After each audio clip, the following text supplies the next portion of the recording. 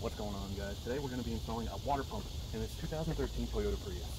This other one, we've got the triangle of death here on this Prius, and we've got error code 261B, and we know that that's the water pump. So we're going to go ahead, get the old one out, and put this new one in, and this is from ASIN, so it is same as manufacturer's spec. So let's get started. First thing we're going to take out is this air box, which is held in with 10mm sockets. So let's get that going.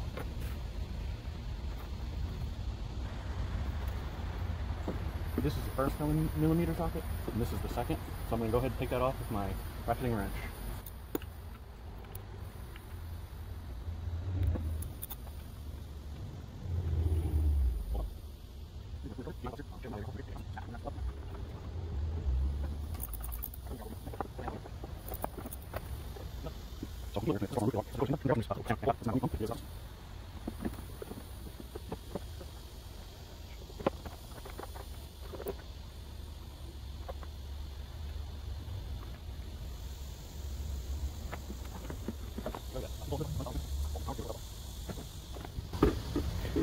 So now you can see what we've removed. It's given us clearance to get this part out. This part that I'm touching is the water pump.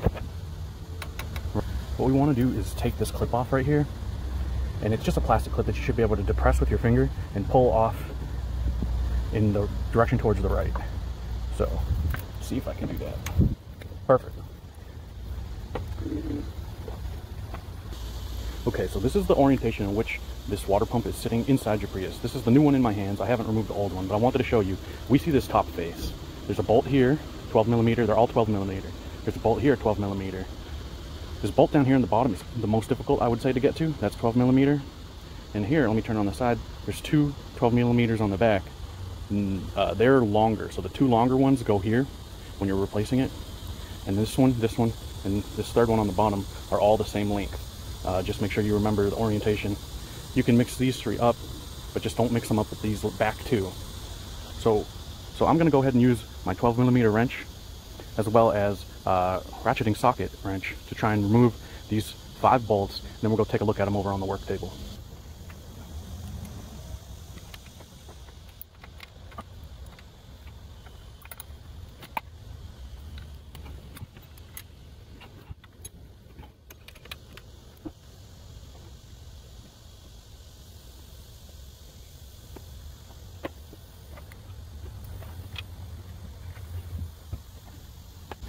Alright, so I've got these 2 long bolts unbolted all the way. I just use either the ratcheting wrench, or a regular box end wrench.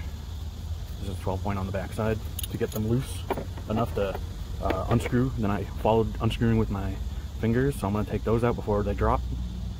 So there's the top one. You can see the bottom one is still in there right there, so I'm going to grab that one next. So now I've got both of them.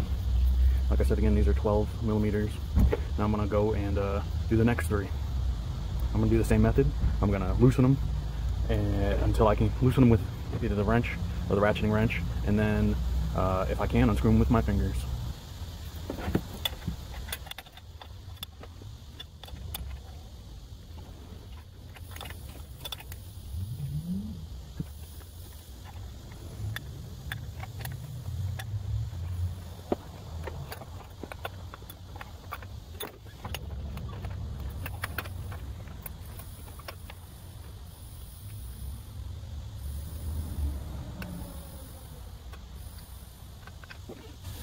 This is the most hardest bolt to get to, the 12mm on the bottom. I'm going to go put this over down.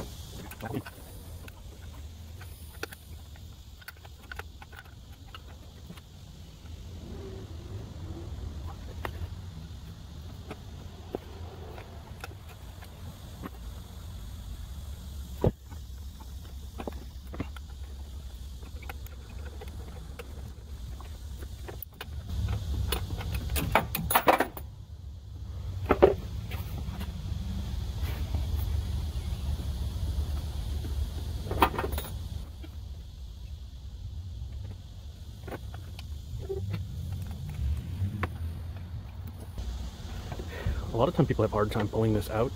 So what you have to do is once you've got all the bolts loose, pull up, and you kind of have to shift like this and pull out the water pump.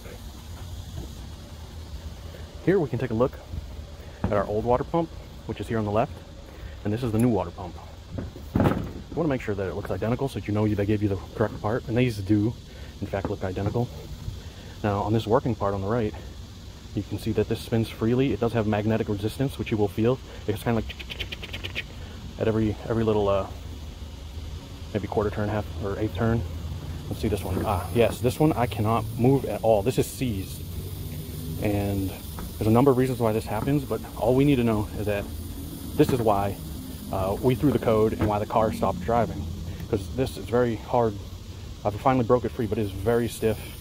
I'm not getting the same resistance type over here. This is freely moving with just magnetic resistance. This feels quite different. Let's see if we can look inside. Also, you can see that there's some clogging here, and see if we can look inside of this. First thing I'm taking off here is an O-ring. That's an O-ring that's on the shaft here, so I'll take that off first. Then there's this washer. This just pulls up. It's a slotted washer, and that's because this is a slotted shaft. So I'm going to put that down, and we should be able to pull this up and out. No, we cannot. So let's take a look over on this one, show you what I'm talking about.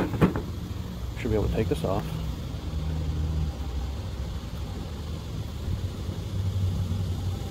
There's the washer we want. Set it aside here. Oh, I'm sorry, that's the O-ring. This is the washer. I'm sorry for misspeaking.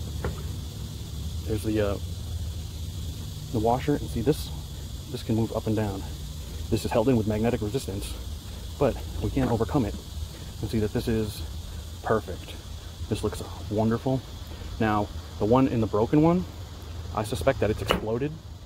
Don't let that slam down like that. That's not good for it. I expect the other one has exploded due to maybe overheating or just manufacturer defect. But whatever it was,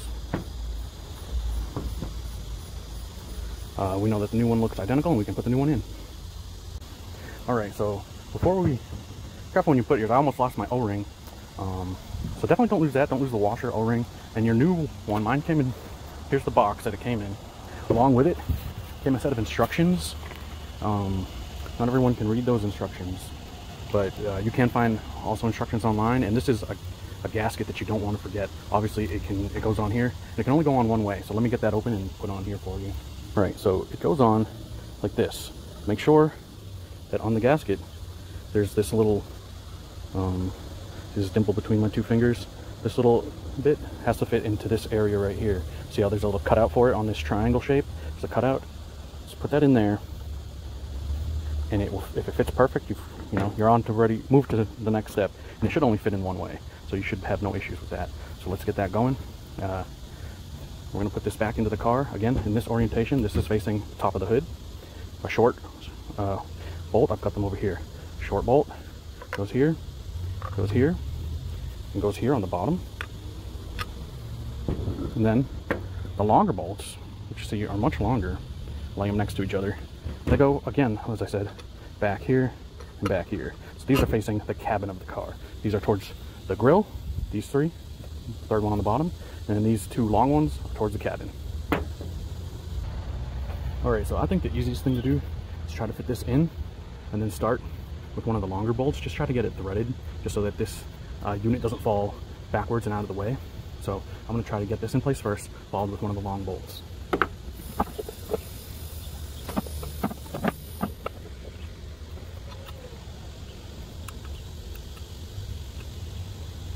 Okay.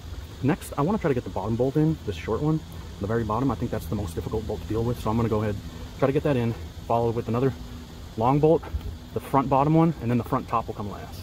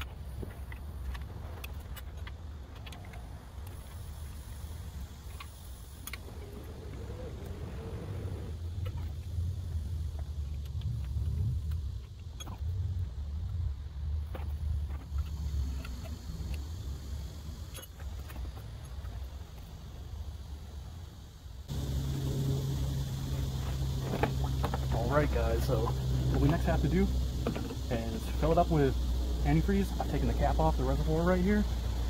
You're gonna make sure you want to wipe out your funnel. You don't want any debris going in there, sand, dust, leaves. You don't want any of that. So make sure you clean out your funnel well. We're gonna put it on to the reservoir. Next, I'm gonna put in some antifreeze and get whatever vehicle specific one you want. I got the Asian vehicle for the Toyota. You can also get universal. It's just as fine. And one good tip is to try and do this with the bottle horizontally, sideways like this. You just start to put it in and go to the fill mark for a car that is cool. Then we're gonna test it out afterwards. Run the car and listen to it. Let's watch the reservoir, because obviously the reservoir is going to suck down some fluid. I'm going to go with that for now.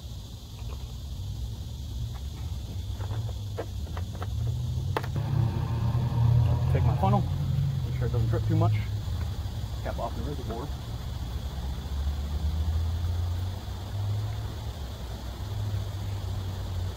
Now we're going to turn on the car, rev it. If you know how, put it into maintenance mode. That'll help keep the engine, the internal combustion engine, running for as long as you keep it in that mode. If you don't, if you're not comfortable with that, go ahead and just hold the accelerator. That's what I'm going to do. So I've got the car running. I'm going to hold the accelerator. I had to reset the engine codes, but I'm going to hold the accelerator for a while, let this suck down some of that coolant, and then I'll come check on it.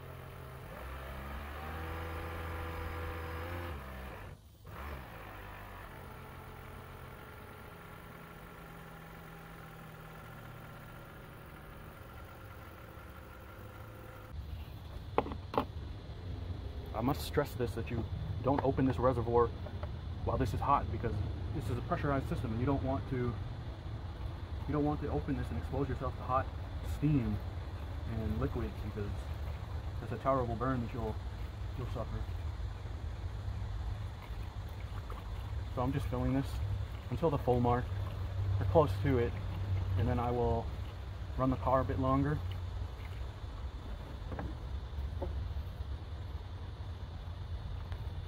Try to get everything circulated, get all the air out of the system, because inevitably when you're changing this, you can get air inside of your cooling system. And obviously it's not as efficient as liquid when it comes to cooling.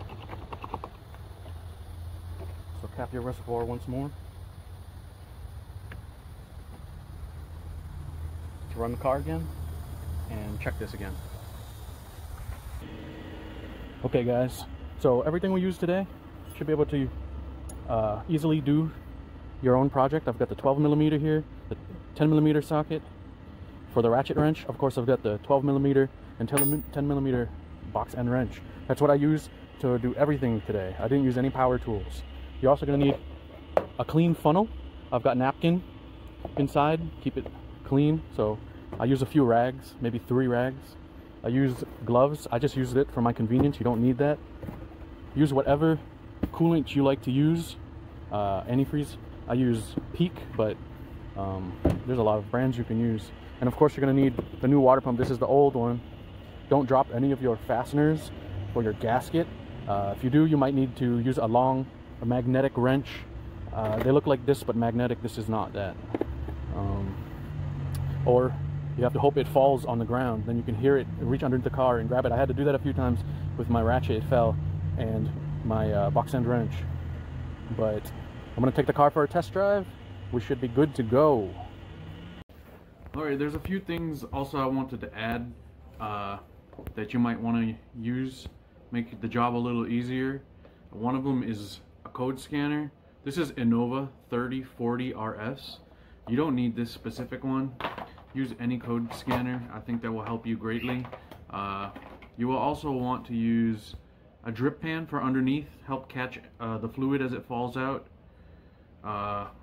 Other than that, you'll just use what I used in the video, a ratcheting wrench like this, and then a socket for it, 10 millimeter, 12 millimeter socket, and then box end wrench, both 10 millimeter and 12 millimeter. And you should be able to do this as well. So good luck, and hope you get it fixed. Thank you.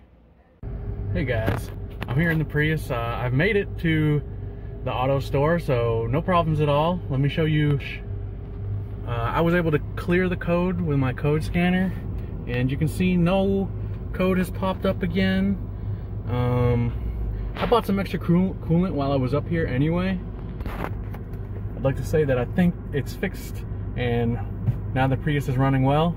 I'll just keep an eye on it, and I'll keep topping off the fluid as it works, as the air works through the system and bubbles out.